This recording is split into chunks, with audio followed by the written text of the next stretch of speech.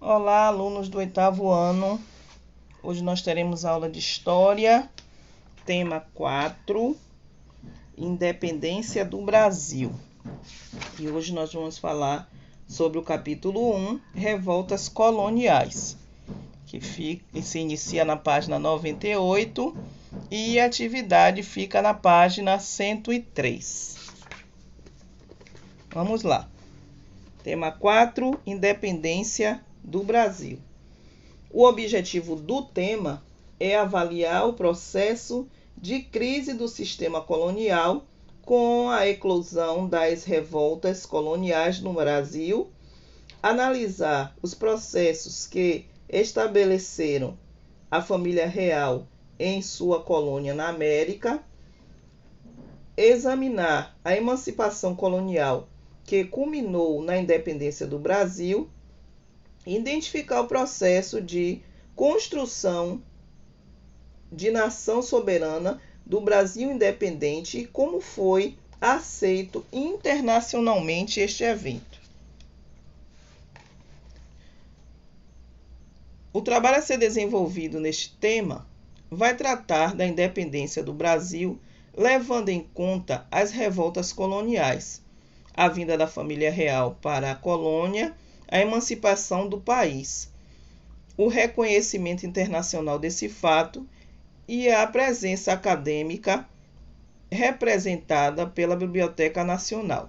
O primeiro capítulo compreende as revoltas coloniais como parte de um processo de descontentamento social que buscava assegurar direitos básicos da sociedade e colocar fim ao domínio político metropolitano, aos altos impostos e à exclusividade comercial. Portugal cobrava impostos altíssimos, não revertia esses impostos em benefício à população e comandava a vida política do Brasil.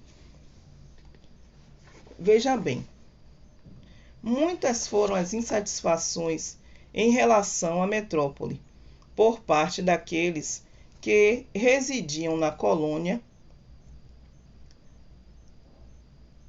Veja bem, além da Conjuração Mineira e da Conjuração Baiana, houve no Brasil outras manifestações que trouxeram certo grau de instabilidade ao governo local daquela época, como a Conjuração Carioca, de 1794, no qual os membros da Sociedade Literária do Rio de Janeiro foram investigados por discutir pensamentos franceses, e a Conspiração dos Suassunas, de 1801, em Pernambuco, em que os irmãos Suassunas estariam compactuando com ideias iluministas e questões emancipatórias. Dentro dessas revoltas, nós temos a Conjuração Mineira, que aconteceu em 1789 em Vila Rica, atual Ouro Preto, na capitania de Minas Gerais. Lá foi o palco do primeiro movimento emancipatório do Brasil. Quem se destacou nesse movimento foi Tiradentes, né? Há duas versões históricas de Tiradentes. A primeira retrata como um dos membros da Conjuração Mineira e a segunda o transforma em um herói nacional.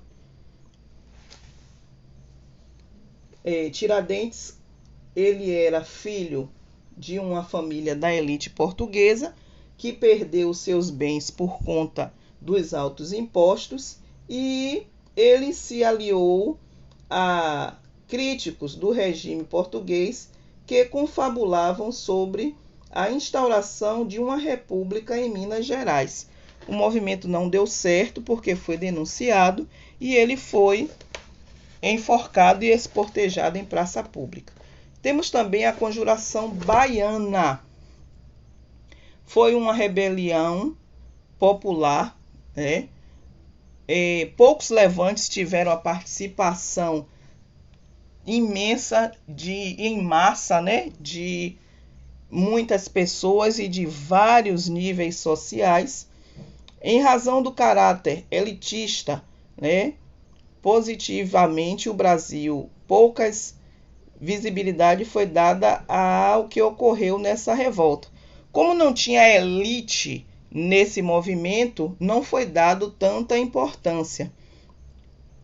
A percepção elitista também se estende às mulheres, né, que nos limitados papéis estão desempenhados por elas.